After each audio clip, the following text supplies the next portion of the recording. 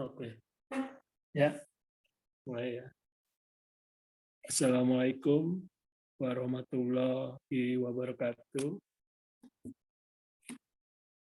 Eh, Hari ini saya akan coba mempresentasikan materi workshop ERP atau Enterprise Resource Planning, yang mana sekarang sangat dibutuhkan oleh perusahaan-perusahaan besar yang sehari-harinya eh, beroperasi dengan aplikasi, apalagi transaksi hariannya sudah cukup besar dan bisnis prosesnya cukup kompleks. Jadi tanpa ERP sepertinya perusahaan akan kesulitan ya dalam melakukan pekerjaannya atau administrasinya sehari-hari. Ya baik, saya lanjutkan. Oke, saya mulai dari pendahuluan. Jadi dalam modern organisasi itu biasanya terdiri dari kompleks network business units. Nah, setiap business unit itu adalah bagian dari bisnis proses organisasi. Bisnis unit atau bisnis task di perusahaan yang besar itu membutuhkan komputer atau teknologi komputer atau IT. Nah, dalam pendekatannya itu biasanya bisnis proses mempunyai tujuan tiap unitnya. Nah, biasanya didukung oleh suatu IT platform di masing-masing unit bisnis. Nah, tapi perkembangannya akhirnya IT platform di tiap unit itu akan menyebabkan perusahaan tidak terintegrasi, mengakibatkan pulau-pulau aplikasi yang mana masing-masing mempunyai tujuan masing-masing yang tidak terintegrasi dengan tujuan perusahaan. Oleh karena itu, dibutuhkan suatu aplikasi yang terintegrasi untuk mengatasi masalah tersebut. Nah, aplikasi tersebut adalah aplikasi ERP yang terkenal dengan ERP atau Enterprise Resource Planning. Baik, saya lanjutkan. Nah, pada diagram berikut ini menggambarkan bagaimana suatu perusahaan, terutama ini perusahaan manufacturing, itu digambarkan dalam dua sumbu. Yang pertama, sumbu produk complexity, yang kedua sumbu produk stability. Jadi biasanya makin kompleks struktur produknya, itu produk stability-nya makin tidak stabil. Ya. Artinya dia akan berubah-ubah setiap proses ya, atau setiap proyek tertentu. Nah, biasanya untuk perusahaan-perusahaan yang produknya kompleks itu dikelompokkan dalam perusahaan yang sifatnya atau bisnis atau produksi atau operation yang sifatnya project. Nah, tapi yang stabil, produk yang stabil itu biasanya di perusahaan-perusahaan misalnya yang melakukan proses produksinya adalah continuous proses manufacturing ya. Nah, itu biasanya produk kompleksitinya tidak sebesar yang prosesnya bersifat project ya.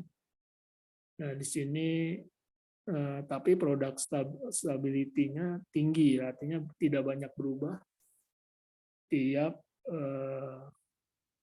periode produksinya atau periode operasinya, yaitu contohnya misalnya industri semen, ya, industri cat, ya, itu dari dulu ya produknya itu aja ya, tidak banyak berubah dan dia continuous proses ya dalam produksinya. Jadi produk stability-nya tinggi, tapi produk kompleksitinya tidak besar, tidak banyak.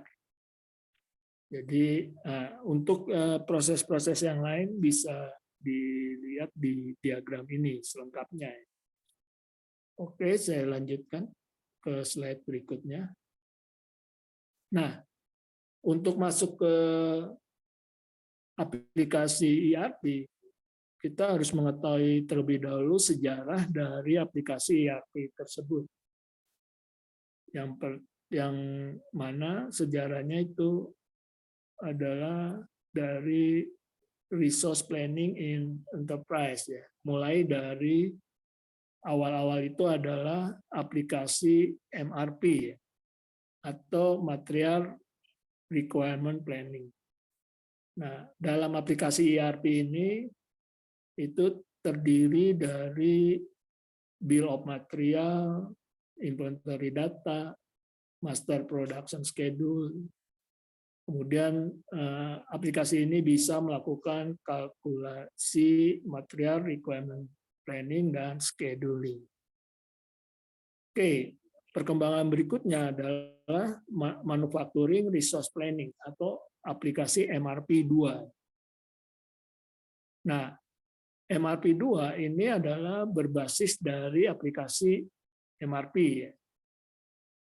Kemudian aplikasi MRP 2 ini sudah lebih lengkap ya. Jadi di sini sudah termasuk finansial, kemudian manufacturing, dan distribusi manajemen. Nah, tapi pada perkembangannya ternyata aplikasi MRP ini atau manufacturing resource planning itu tidak hanya dibutuhkan oleh perusahaan yang berbasis manufacturing, tapi juga perusahaan-perusahaan lain yang sifatnya misalnya jasa seperti bank, perusahaan-perusahaan distribusi, logistik, dan lain-lain ternyata membutuhkan aplikasi ini. Makanya pada perkembangannya MRP 2 itu menjadi ERP atau Enterprise Resource Planning.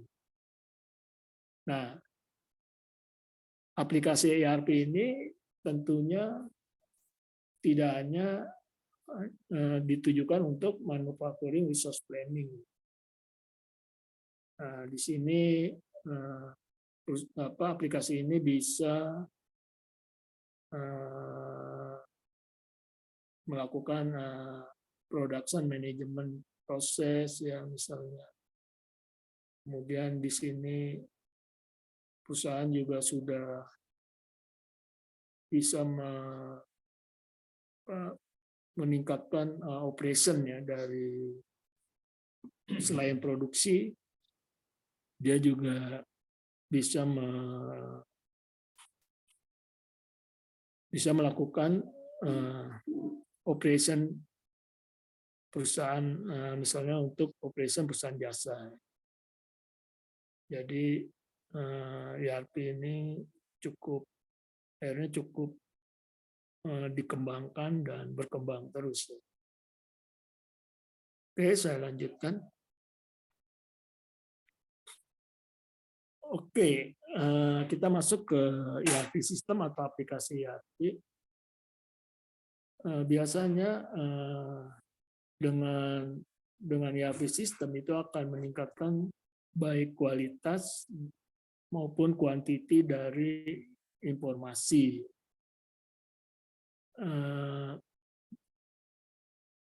User interface juga memungkinkan user untuk menyiapkan berbagai bisnis task tanpa perlu retraining.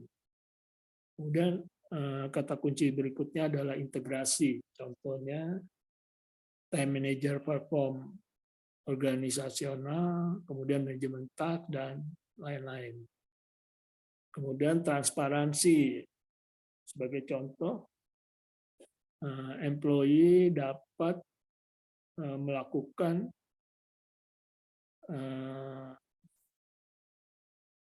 pelayanan ya,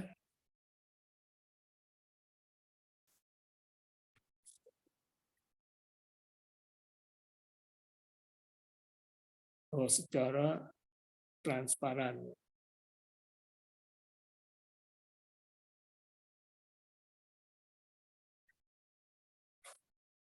Oke, saya lanjutkan ke slide berikutnya. Ya, di sini adalah bagaimana MRP dan ERP informasi flow terintegrasi dalam satu diagram. Oke, saya lanjutkan ke slide berikutnya. Nah, saya ingin membahas masalah integrated PPIC system ya dalam ERP application. Nah, di sini sebenarnya kalau kita bicara PPIC system, itu terdiri dari dua pendekatan. Jadi di sini ada pendekatan product oriented process, order ya. Kemudian ada yang order oriented process change. Nah, jadi saya ulangi ya. Jadi di sini ada dua pendekatan. Yang pertama adalah product oriented process change, yang kedua order oriented process change. Nah, yang produk dia fokusnya ke produknya.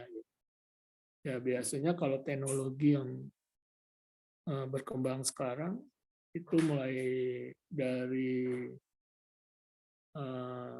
aplikasi CAD ya, atau computer aided design, itu mulai dari development construction, kemudian CAP computer aided process, mulai scheduling, NC programming, kemudian ada CIM computer aided manufacturing, baik itu part manufacture, kemudian production logistik, assembly, dan maintenance. Kemudian yang terakhir ada CAQ atau computer aided quality. Nah, di sini ini tujuannya adalah untuk mendukung quality management atau quality assurance. Nah, untuk yang order process chain itu sebenarnya adalah ERP itu sendiri. Maksudnya di sini lebih ke manajemennya, mulai dari penjualan, ya, kemudian scheduling, capacity planning, kemudian shop floor control, dan lain-lain. Cost accounting, ini juga semua ada di sini. Ya baik, saya lanjutkan ke slide berikutnya. Nah, modul-modul yang ada di aplikasi ERP biasanya mulai dari engineering data, ya, itu ada di modul bill of material, process plan, dan work center data. Kemudian ada modul sales, purchase, and inventory. Nah, di situ ada modul sales and distribusi, inventory, and purchasing. Kemudian ada modul Material Requirement Planning, MRP. Kemudian ada modul Resource Flow Management, mulai dari Production Scheduling, Finance, Human Resource Management. Kemudian ada Work Documentation, ada Work Order, Shop Order Release, Material Issue Release, ya, and Part and Assembly. Kemudian ada Software Control dan Management. Nah, ada juga aplikasi ERP yang ditambah dengan kemampuan untuk maintenance management, logistik management, dan MIS, ya, atau manajemen information system. Oke, saya lanjut. Ini general model of ERP system. Mungkin ini nggak perlu saya jelaskan lebih detail, ya, saya lewat aja.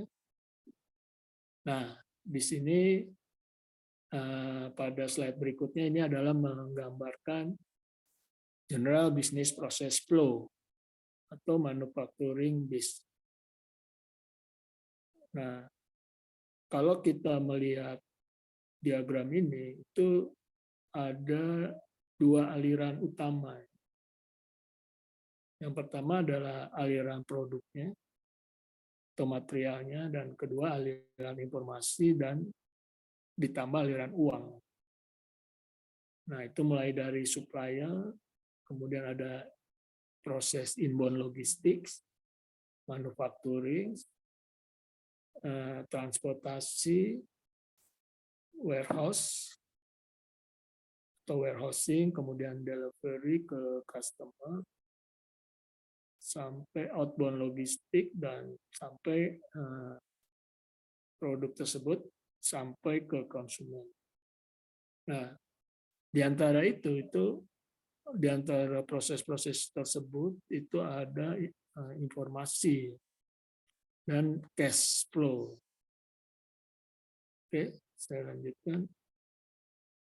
Nah, ini diagram ini adalah menggambarkan simple business process chain, ya, dalam suatu manufacturing organisasi atau organisasi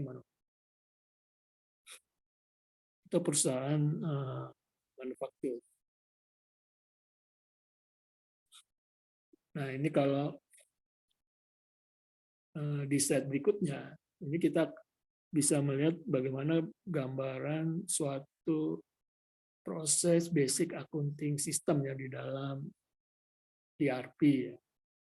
Nah, di situ ada transaksi, kemudian dari transaksi akan diterbitkan jurnal, dari jurnal akan dibuatkan buku besar. Nanti dari buku besar ini akan menjadi laporan, baik itu laporan neraca dan laporan laba rugi.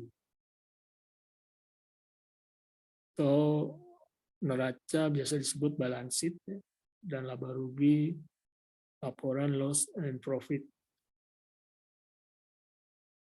Nah, di bawah ini ada contoh bisnis proses dari suatu aplikasi ERP, misalnya proses procurement to payment, ya. Jadi bagaimana transaksi pengadaan sampai transaksi pembayaran. Kemudian pada proses atau bisnis proses berikutnya itu ada order to cash atau sales order to cash. Nah, bagaimana transaksi dari sales order sampai pembayaran dari customer.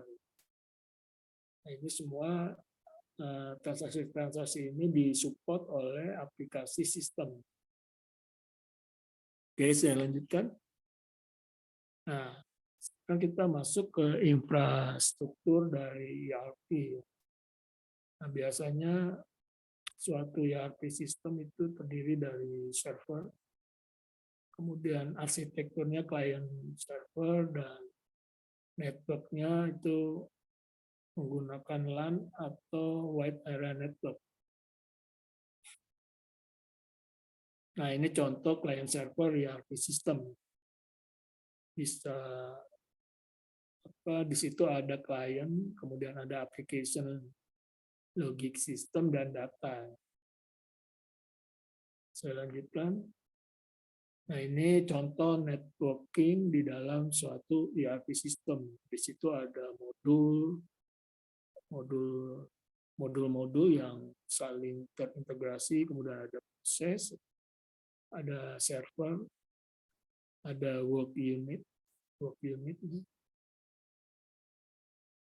stasiun kerja, dan lain-lain. Nah, ini contoh dalam suatu ERP sistem security-nya, mulai dari authorization, enkripsi data, dan authentication-nya. Oke, ini contoh dari transaksi di suatu ERP sistemnya. Ada end user, ada user group, dan modul-modul. Dan integrasinya. Kemudian di sini ada contoh otorisasi, kemudian modul-modul yang tersedia. Artinya nanti masing-masing user itu punya autentifikasi untuk mengakses modul-modul tertentu yang ada di dalam ERP atau ERP system. Oke, saya lanjut. Nah, ini juga contoh network atau integrasi di dalam suatu ERP system. Ini juga integrasinya. Di situ ada head office, kemudian integrasi ke branch perusahaan X dan branch perusahaan Y. Atau itu branch dari suatu perusahaan yang terintegrasi dengan head office-nya, ya, di mana branch X bisa melaporkan laporannya ke head office, kemudian branch Y juga bisa melaporkan aktivitasnya ke head office dengan aplikasi ERP. Oke, saya lanjut. Nah, ini kalau kita masuk ke ongkos, ya. Ongkos untuk mendapatkan atau mengimplementasikan aplikasi ERP. Jadi aplikasi ERP ini terkenal aplikasi yang cukup mahal untuk pengadaannya. Nah, di sini perkiraannya, ya, total cost of overall implementasi ERP system atau aplikasi ERP itu untuk softwarenya aja itu 40-60% ya dari total biaya. Kemudian hardware-nya sekitar 20-25%. Kemudian sisanya adalah implementasi service. Kita akan membayar service atau jasa implementasinya biasanya ke perusahaan konsul. Nah, secara umumnya itu cost ERP implementasi itu bervariasi, ya.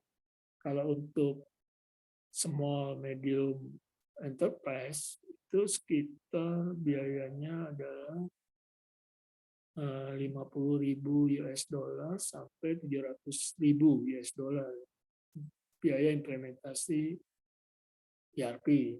Sedangkan untuk perusahaan menengah atau medium itu biayanya antara 700.000 US dollar sampai 3 juta US dollar. Untuk perusahaan besar itu di atas 3 juta US dollar. Itu cukup mahal.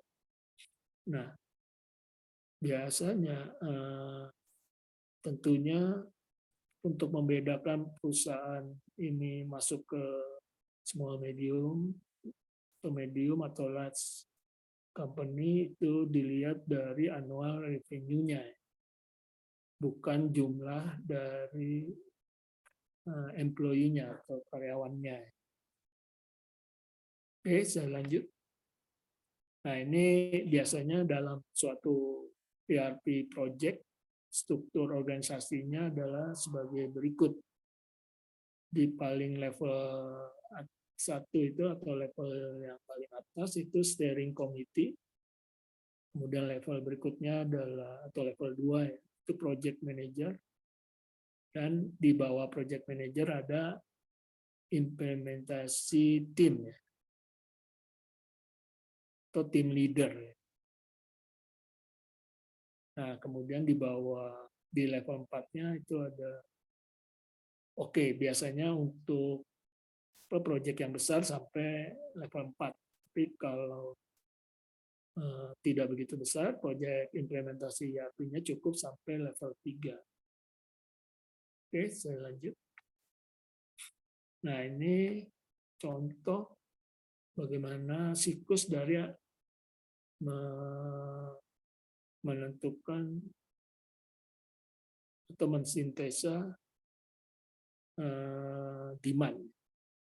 Nah, ini flow-nya mulai dari master production plan sampai menentukan order deadline-nya. Kemudian nanti dari administrasi order, sales order ke purchasing material untuk kebutuhan produksi. Baik, saya lanjut.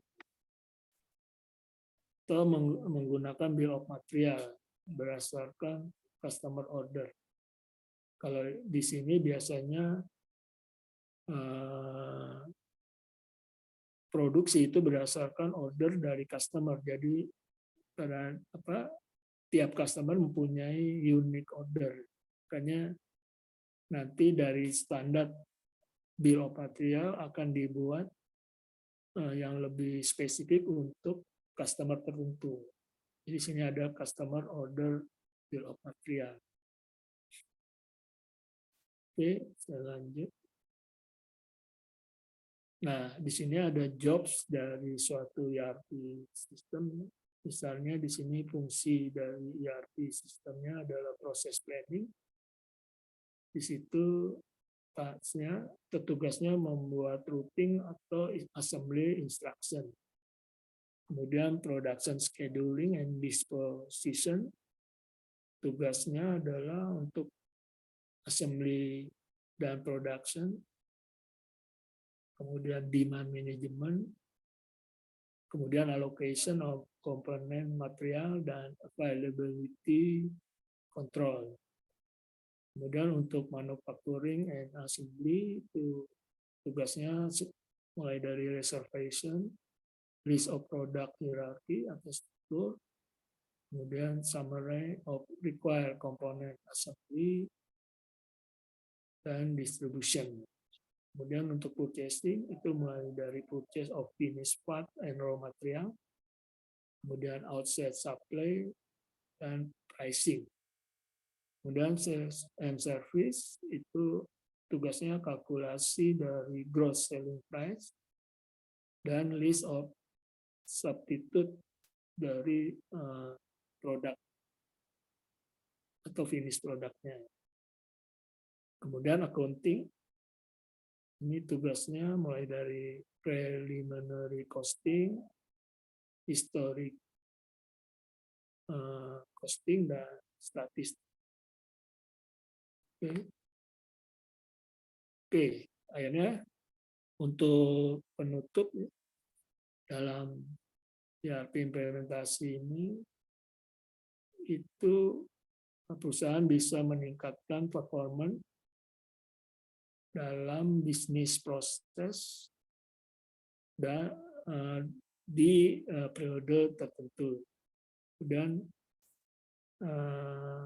meningkatkan interdepartmental cooperation menggunakan satu ERP platform yang sama. Kemudian signifikan penurunan dari jumlah kesalahan di dalam bisnis proses dan pertukaran informasi antar bisnis unit. Kemudian signifikan reduction workload dan koordinasi tersentral. Kemudian meningkatkan sistem fault tolerannya, artinya ini security ya, jadi fault atau kesalahan-kesalahan itu akan dikurangi ya dengan sistem ini. Kemudian adaptasi dalam bisnis metodologi yang baru dengan menggunakan standar software prosedur yang